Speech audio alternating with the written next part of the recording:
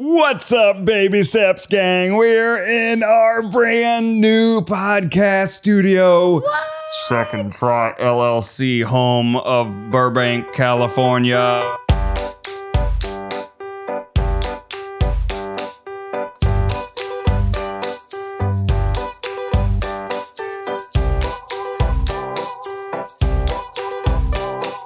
It's actually quite fitting that you and I are the first people to shoot in here. Yeah, because we've been working a lot on this space. Especially you. Oh my gosh. Yeah, Ariel. It's not even done yet. There's still plastic on the lamps. You can't see it. But if you're watching on YouTube, you see Ariel sitting in a velvet green chair with a cool little green green plant behind her. And there's like luscious wood paneling behind us. Ooh, I'm sitting so on nice. kind of like a gray brown leather couch, kind of like a dull brown, but like a cool brown, And those pillows aren't supposed to go on that couch. I don't know where these pillows, Miles put them here against Ariel's instruction. We are renovating this office. We've been renovating it for a year because, COVID hit and that delayed a whole bunch of things. But it's finally here. We have furniture. We don't have all the furniture. We don't have all the furniture. Nor will we have all the furniture. The furniture timelines didn't sync up too great. Also due to COVID. That's right. There's like a wood shortage. There's a foam shortage. That makes furniture very difficult to come by. I don't know if anybody has had this experience. And you think it's just in the news, but then we had a fence contractor out to talk about building a fence. And he's like, yeah, it's going to be 3 times more expensive than normal. And I was like, dang it. What do you mean the things I read about online affect me personally? No, this isn't how it's supposed to work. This is not what I tweet about. In fact, I tweet about hardly anything. But you can drop me a follow at Ned Fulmer. Ariel's at Ariel M. Fulmer. No, don't follow me. I'm basically like, you might think I'm a bot account because I only retweet what my husband tweets. I don't remember why I signed up for Twitter. People should follow you on Instagram, though. You have a good Instagram feed. Instagram, but yeah, I forgot that you were signed up on Twitter at all. I also forgot I was signed up on Twitter. Yeah, actually. I was just telling Miles a story about how somebody created a bot Instagram account with my name. No. Yeah. They did? Yeah. Oh my God. People have created bot Instagram accounts with our children's name. I know. That's messed up. It's scary. That scares me. Let's talk about social media and children. Okay. What do you people out there listening? What's your stance? How do you feel? Do you feel like it's appropriate to make a Binsta, a baby Insta? A baby, is that actually what they're called? I just invented it right now. I have never heard of that. I kind of like it. Binsta. A Binsta. Do you think that you should make it? Because here's the deal. We all get cute photos of our babies. We like sharing cute photos of our babies. Mm-hmm.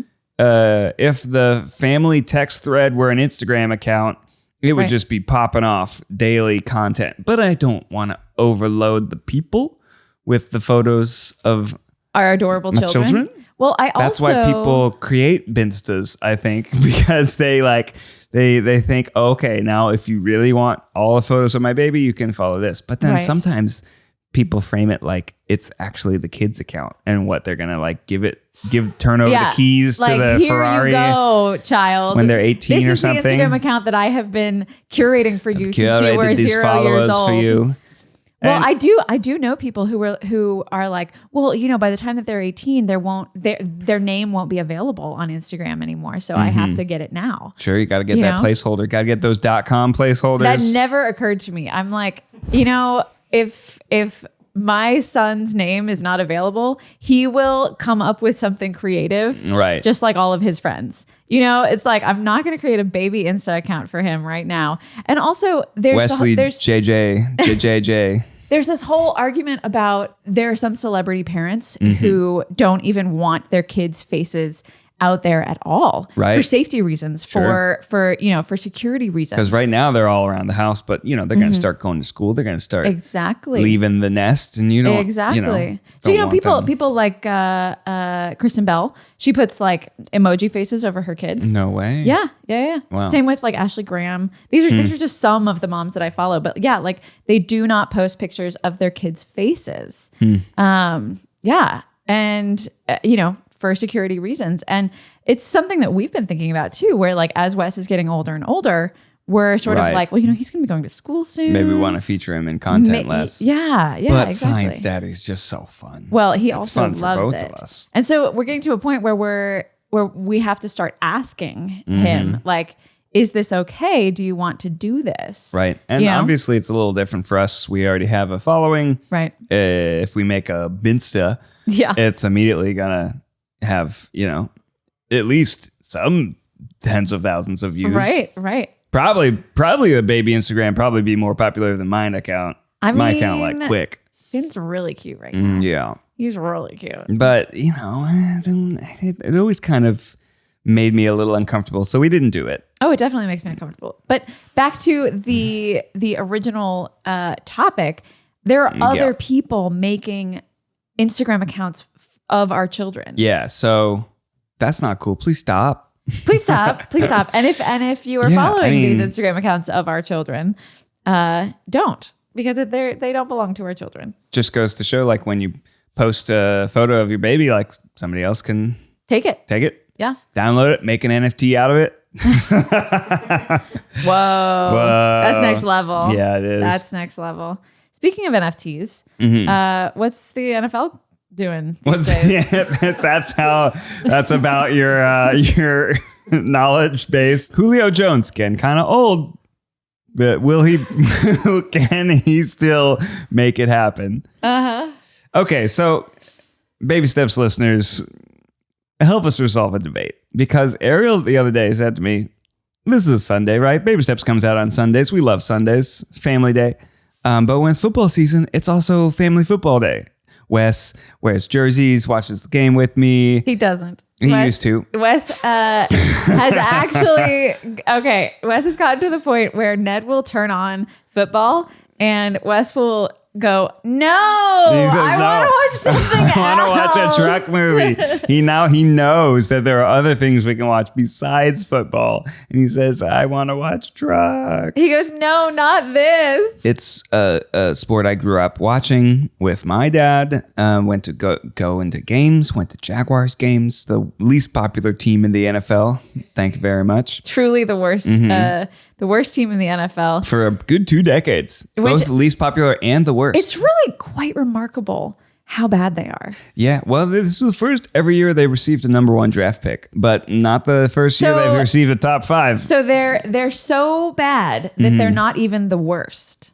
Yeah, in the past, yeah. This is the first year they've actually been the worst. They're just really, really bad, but they've never been right. They've had a lot of top 10 draft picks, which means they're the bottom third of the teams, and then oftentimes that pick doesn't turn out because it's hard. Wow. Anyways, Ariel said to me the other day that I was less interesting during football season. I was like, first of all, ouch, and second of all, I hear you. Third of all, I seek to improve myself, better myself. Okay. So then I gave her a book about football and you. I'm pretty sure that it was actually the opposite of that. I said you are a more interesting person when it's not football season. Oh, that's very sweet. But I must have interpreted it. It's the very inverse. Interesting that you told that you thought that I said that you were a less interesting person during football season. It was something that struck me, and I thought about like those passions that you might have that your partner doesn't quite share on the same level as you. And how do you find that common balance, and where does your family come into play? So there's a beautiful new Rams stadium. All last year, we had tickets to this new stadium. We couldn't go to any games because of COVID. It was very sad. It's beautiful. It's enormous. I got to be there for this Vax Live event where we promoted vaccinations. Everyone get vaccinated and we can go back and have big stadium events like this. And I'm so excited to go to games, and I want to bring our kids to football games. So much so that I increased our tickets from 2 to 3 so that I can bring the whole family. Yes. And even bring both boys and have Ariel give her the gift of a morning to herself. Now, Ariel, Does that change your opinion on how you feel about football? Absolutely. Absolutely. That now like the best Sundays are Sundays are awesome. are mommy days. Sundays are awesome. You take the boys for 5 hours yeah, good luck with that. Wrangling 2 boys at a football game for 5 hours. I mean, I think Wes is getting old enough to appreciate it. No, he'll certainly like all of those fun snacks. Oh yeah, ballpark snacks. He'll love that. Oh, for sure. And Finn, I think. Well, I don't know about Finn. Right now, will not appreciate the noise. It's going to be a minute for Finn. Yeah. But Wes definitely. Right around the time he'll start appreciating it is right around the time they'll stop letting him in for free. Hey, they did that on purpose. That's how they get you. But no, I'll try a couple in the baby carrier. But how can I become a more interesting person during football season? Oh, that's a really good question. Thank you for asking. Thank you for trying. I had okay. So when we had kids and you were watching football around the kids, so my first thought was no screens. Like, I don't want to have the TV on all day around our baby. And so it started this kind of lifelong me against football because I was the one who was having to tell you, I need you to turn down the volume. I need you to turn off the TV. I really don't want our kid watching this right now, and so it became this like sort of confrontational thing between us where you're like, well, I want our kids to like football and I want to watch football. This is important to me, but our TV is in the middle of the living room. We don't have it's not like you can go to a different room and watch television. Wow, this suddenly got very deep and I'm here for it. But I do think that there are ways to, watch football while also being a part of the family and kind of having a fun Sunday for everybody. Maybe we invite people over. And I know that that's been difficult with COVID. And, maybe you go to games and take the kids or... and it was especially hard last year because there were no in-person games. So it was literally that. Yeah. TV was always the event because there wasn't a fun, experience to go to or to go as a family. In a relationship and as a family, you're still 2 different people with different passions and identities. And when your partner doesn't share something that you're passionate about or even understand it or, support it because it is kind of hurting them in some way, I think that can be really tough. I'm sure a lot of people experience that. I'd love to hear stories and comments about times when you feel like you're not on the same page. I mean, are there things that you do that you're passionate about that you feel like, that I don't really understand or support enough? I think actually that's a question for you. Like, are there things that I do that I don't understand? That you don't understand. I mean, moving furniture. Yeah, redecorating. I don't get it. It seems like a real you're just kind of throwing wrenches in the. I do think that one of the things that I do that takes up a lot of time and that is really important to me is like reorganizing. Or like just sort of going through stuff and like on the outside, it seems like efficient and like I'm doing something for the family. Right. But deep down, I am 100% doing it for myself because that is like the way that I process my feelings and sort of calm down. It's a very strange thing. And there are often times when I'm like, can you watch the kids while I do XYZ?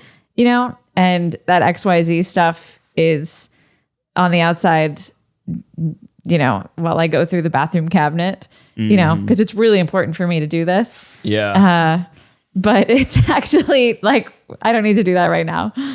Yeah. I've definitely felt that before where there's random projects that feel like they have a sense of urgency for no reason, or you create mess and then have to fix it. Yes. And I guess that's part of the process, but I'm very good at creating messes that I then have to clean up. We have talked a lot about how having kids, it's not just about having kids, it's about, the relationships around you and how it affects your relationship with your partner. If you have a co-parent, you really need to work some of these things out. And for us, couples therapy has been really good for that. That was something that we talked about with Chancey Dunn. Everybody has their own way of dealing with things when it comes to these situations. And, relationship stuff just gets more complicated when you've got kids. So.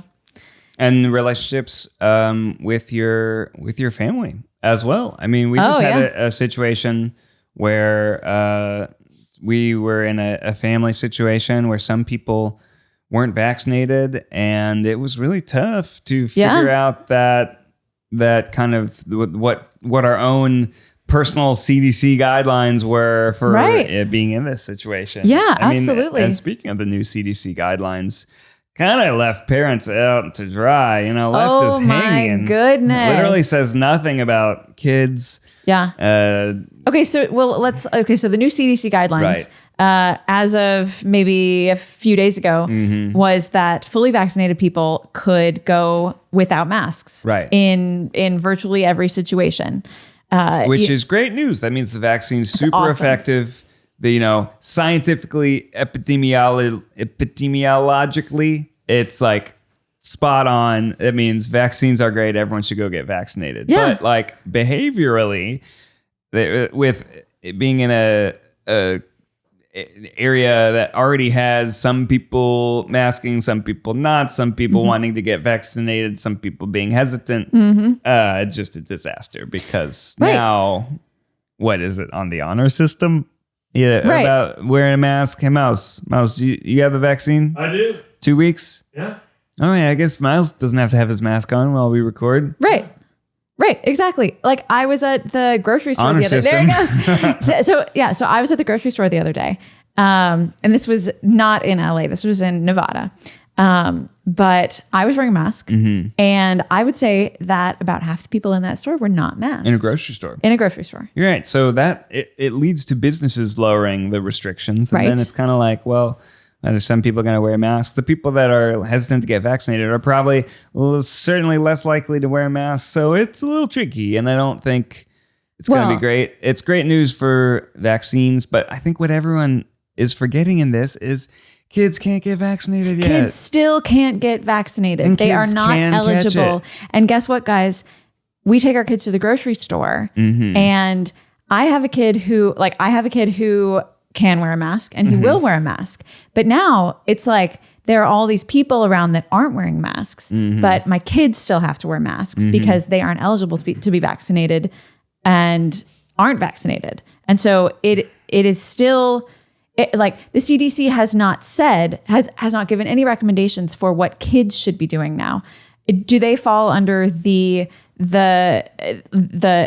have not been vaccinated yet, and so therefore still need to wear their masks? And then I have a kid who can't wear a mask. He's 6 months old. Yeah, and he doesn't even know what food is.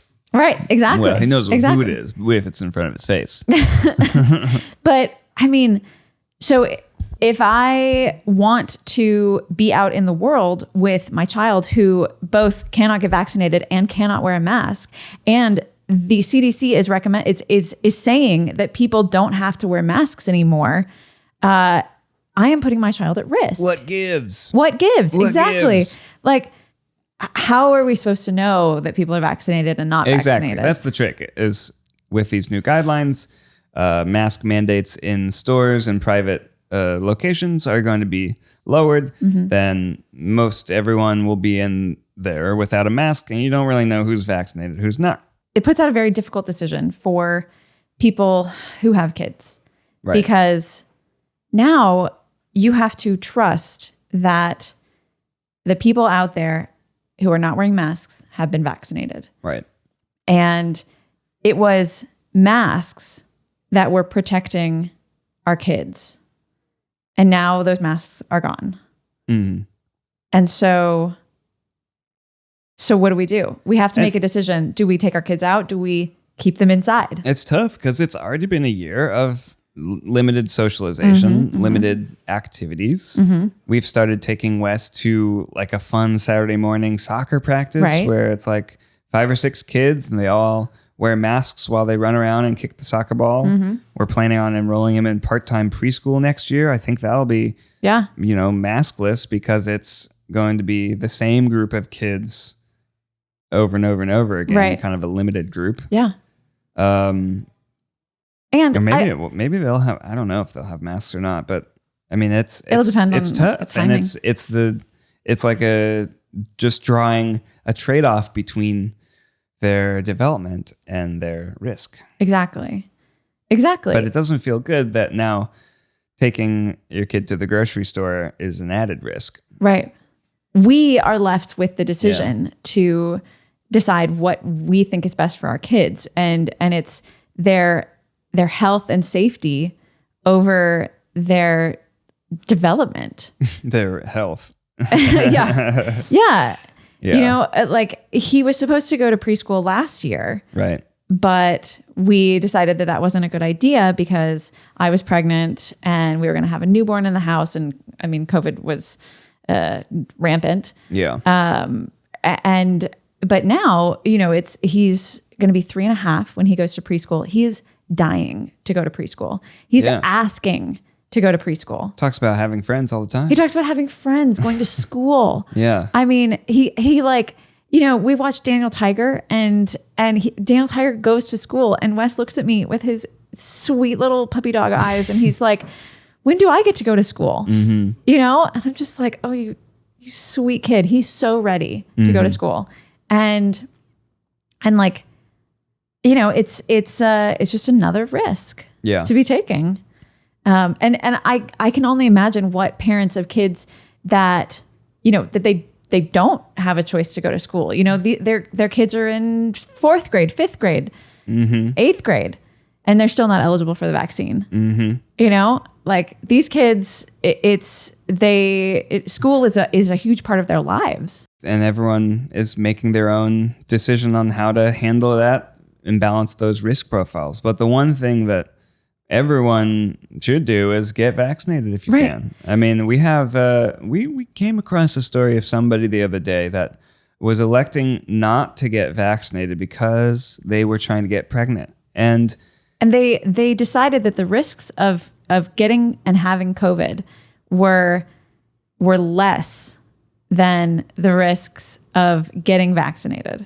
Now, if it were a random injection that had not been studied, sure, maybe, but there are studies now. It has been well documented that is not true. That is not a thing. If you are thinking about getting pregnant, even if you are pregnant, get vaccinated because you are not at risk of what, you know, infertility or anything conception weird related. And in fact, pregnant women were a elevated, a high risk group, elevated tier that in Los Angeles and many other places were eligible to get the vaccine before the general public because guess what? Getting COVID if you're pregnant or getting COVID if you're, you know, trying to become pregnant would be really bad. Yeah. We did a little bit of research on this topic because, you know, coming across this story, it really made us think, like, what are the studies here? Because we'd never heard this. Here we go. UChicagoMedicine.org. Can I get a COVID vaccine if I'm pregnant, planning to become pregnant, or currently breastfeeding?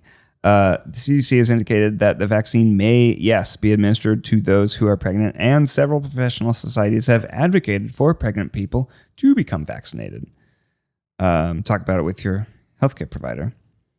Yeah, I think that's really the number one thing is, like, don't make the decision not to get vaccinated because you're trying to get pregnant without talking to somebody about it first, without talking to your doctor. You know, okay. So the way that I feel about this is that people getting vaccinated, that is the way to protect our children, because our children cannot get vaccinated. And so we need to get as many people vaccinated as possible so that our children are protected. And double check information that you read online. Even you're hearing this, things we say, double check it by Googling it and finding actual like .org, .gov type of sites that are from medical journals or research facilities that can actually provide you a sense of what is the true north. Something else that we wanted to talk about today, something that we actually came into this episode wanting to talk about, was I don't know if you could call it a parenting joy, but it's certainly a parenting win for us. Wes just got out of the terrible twos, and now he is 100% a three-nager. Yes. Slamming doors, just all sorts of, just crazy, I run my own life things. And one of those things was that he was really fighting his bedtime. You may have heard this in the episode where I talked with my old friend Zan and learned that Zan's kids go to bed at 7 p.m. despite being the same age as our kids, who sometimes were pushing 8:45. And, I think that's nice because, like, here at Baby Steps, we're trying to create community, trying to create a community of like-minded people. In COVID, maybe we've lacked our community. Maybe we aren't talking to that many other parent friends. We were kind of living in a vacuum. Right? But here, this is great news. Oh my gosh, we've been doing it wrong. Or maybe not that we've been doing it wrong, but that there is another, there's another alternate universe where we can do something differently. Yeah. Where we can put our kids down earlier. So we reassessed things. We made out an ideal schedule, starting dinner from, 5:30, starting bath, like, around 6:15. Not necessarily bowing to the tyranny of I need one more book until we have I need 5 a snack, books. I need water, Right. I need company, I need 5 more minutes of snuggling. Okay. It turns out when we laid out guardrails and we were sticking to our guns and firm, he's fine. he's fine. Yeah. And in fact, he was better behaved the next day because guess what? He was actually getting enough sleep than he needed. He was getting more sleep, better behaved during the day. And oh my God, we have a whole 2 hours to ourselves. In the evening? Unreal. It was, thank you, Zan, wherever you are. Yeah, we got him to bed at, 7:30. 7:15 even. If he didn't nap particularly well. And also, he's been napping now better during the day. Sleep, I've been reading about this. Sleep begets more sleep. That if a child is not getting enough sleep, they will probably have difficulty falling asleep the next time or, be more wired. But actually, sometimes putting a child to bed even 20 minutes earlier can improve a whole host of other sleep issues. And we are seeing it. We are seeing it. We have effectively increased our bedtime by, an hour or an hour and a half even. And he's sleeping better, experiencing life better because he's more well rested. I know. Yeah. I mean, it's very true. That kid, he got my stubbornness and he got your just way with debate, I swear when he was getting really, really tired around 8 p.m. And, we didn't do it because we thought that 8:30 was a better bedtime. It was because he was so much fun that we wanted to hang out with him until 7:30, and then we were like, okay, time for bath, and then he would start fighting us and be like, I don't want to go to bed, I don't want to do bath, I want to do this, I want to do that.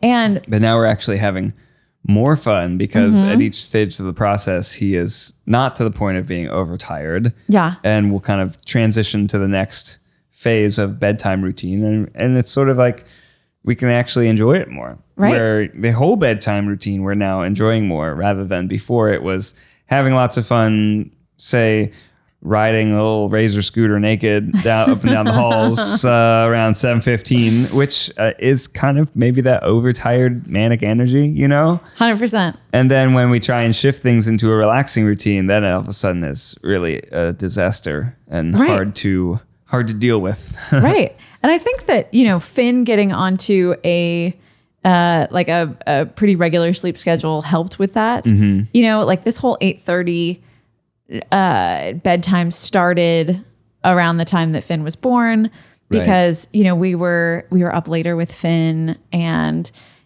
we had family around and it just all kind of just sort of fell apart. Sleep time was all over the place too. I mean, Finn's sleep time was all over the place. Finn was going to bed at 7:30. Now he's 6:45, 7.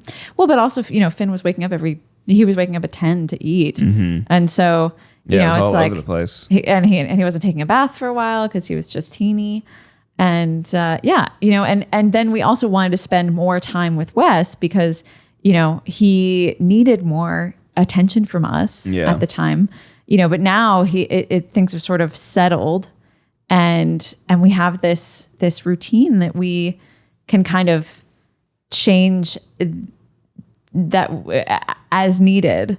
And kids need that routine. And we're finding that Wes is so much better behaved when he has a routine that he can, that he can really he knows what's happening next. And the routine was the same, Right. We just started earlier. Well, yeah. And we're a bit more strict with when one thing was ending and another was beginning. Right. And he responded well to that. That kid made me read 5 or 6 books a night. Yeah. And long books. We're talking Curious George books. Oh, yeah. And the other night I said, we're going to read 2 books. And he's like, no, 5. And I was like, no, we're going to read 2. Sit down. I'm going to start reading. And he's like, okay. Whereas before I'd be like, fine, 5. I actually looked into it because he was also waking up in the middle of the night and he would be screaming. Yeah. And I was like, does this have to do with being tired? Is it because he went to bed late and he isn't getting enough sleep? And the answer is yes and no. As with anything with kids, it's like, yeah, maybe. It probably, so there are toddler sleep regressions and it's because his brain is just exploding. He has, what? Not that we've noticed. It's that all the crazy stories that he's coming up with that we're talking about all the time. And, the dragons and the monsters and this and that, he thinks about those things in the middle of the night and his imagination is running wild and he can get scared, and so that's probably what's happening. There are times when we're thinking, oh, he's just fighting with us again. When he's in his bed and he's like, I don't want to go back to sleep. I need all my lovies and I need my daddy, and we're thinking to ourselves like, oh, he's being stubborn again. It sometimes maybe he is, but also sometimes he's scared and his imagination is running wild. Having a nightmare. Because there's so many things that he can now imagine. Exactly. Interesting. Yeah. Well, if you are struggling with sleep in your children, try it out. Try moving that bedtime a little bit earlier. setting boundaries. It worked great for us, but we'd love to hear how it's going for you. Okay, we're going to end this episode with one fan question.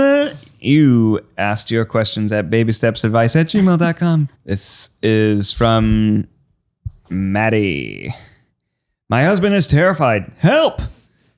Hello, huge fan. Let me start there. My husband and I are planning to start trying for our first baby late this year, and this poor guy is terrified. He basically has no experience with babies at all, and he's basically afraid he's going to be absolutely useless when we hopefully actually create a child. Don't get me wrong, he's excited and on board, just mortified. Do you guys have any book suggestions or general advice for a future dad that might calm him down? He is really left-brained, has to know book facts type of guy, and I think it might help him actually be full-on excited with me. Ooh. Well, great question. Great question. That was us. 100%. Yeah. First thing, get a dog. You think so? Well, Yeah, I guess so. I really think that having a dog helped you, from being, the college students that we were to the like young adults that we were. That's true. And then getting a dog and having that responsibility. Yeah. And you really dove into Ned, similarly, he like needed the books and he needed all the book facts and he needed to know like, oh, we're doing the right thing here and we're doing the right thing here. And I was we're also doing the right thing afraid of dogs. So it was a big deal for Right, me. So exactly. learning actually what dogs needed and how to kind of, how to take care of a dog, train them. Yeah. Yeah. It was huge for me. Yeah. And I think that was one of the biggest things that made you, because when Ned But and I also weren't ready for kids I when we also had a wasn't dog. ready for kids. Yeah, absolutely. But I do remember there was a period of time, and I can't remember how long it was, when I was like, are we ready for kids yet? As in like, I could be ready for kids. And you're like, no, I don't think so. I remember being ready for kids before you were. Oh yeah. I'm also older than you. So, and like biological clock and all that kind of stuff. And so, but I feel like having a dog, and doing that well, kind of made you feel like you were capable of taking care of a child. Yeah. Yeah. It sounds like this person is on board with the idea of having a kid, just not sure of the mechanics, Sure. and that part is terrifying. Sure. So for me, my brain goes to recommending Crib Sheet by Emily Oster, Oh, which such a is good a great book. book because she breaks down. It's not like she's driving home a particular theory or a kind of like, do this one weird trick and cure all of your kids' problems, like some other books are. I mean, not to denigrate them. I mean, most books are great because they do have like a method that you're learning or a kind of philosophy, and then it does help. Like put your kids to bed earlier. But Emily is great because she does a rundown of all the various methods on a particular issue. Yeah, I feel like she takes all of those issues that are really that have a lot of controversy around them, Right. and she breaks it down and she says like what are the studies here? What are the numbers? Yeah, sleep training, like bottle feeding, breastfeeding, all this various stuff. And Yeah. then we'll kind of look at like studies and statistics and let you know like, hey, these doesn't really matter what you do. It's all going to be great. Yeah. These, maybe it would be better if you did this. These, do it this much, but not this much. And it's very helpful because there's a lot of things that you are like, I have no idea. People tell me different things on the internet. And it's nice to have some actual data to reassure you that, hey, do it however you want and they're all fine. Or, hey, people may not like this method, but it's very effective. Right. Exactly. Yeah. Totally. And it also is a whole big rundown. So I'd recommend that. But in terms of things that I can say, I mean, you're never going to be ready. I think The Happiest Baby on the Block was also a good one for both of us because it Gives you a system. It gives you a system. Exactly. And for somebody who, kind of needs the data and all that kind of stuff, going into the whole process of having an infant, going into that with, we also didn't have any experience with kids. And so reading and having this very well laid out 5-step system to like taking care of a child was excellent for us.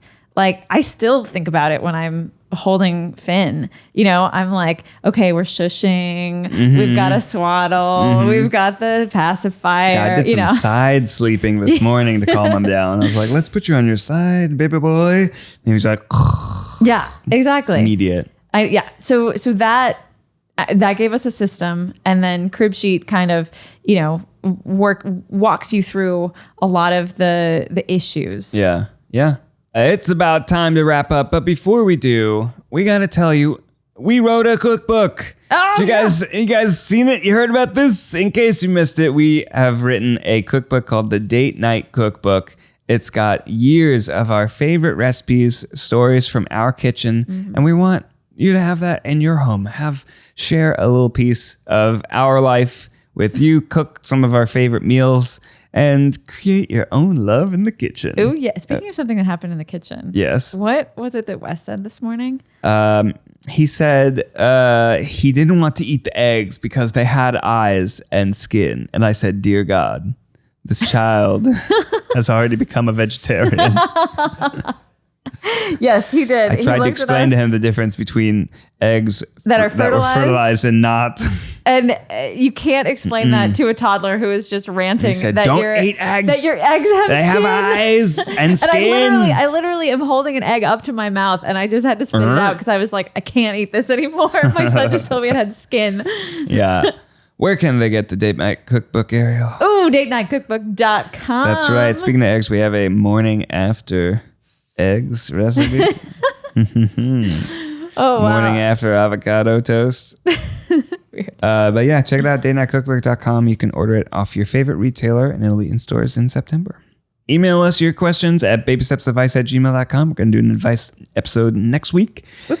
Rate us 5 stars. Check it out on iTunes, Spotify, and leave us a review. Helps other people discover the show. In the meantime, life's a journey. Take baby steps.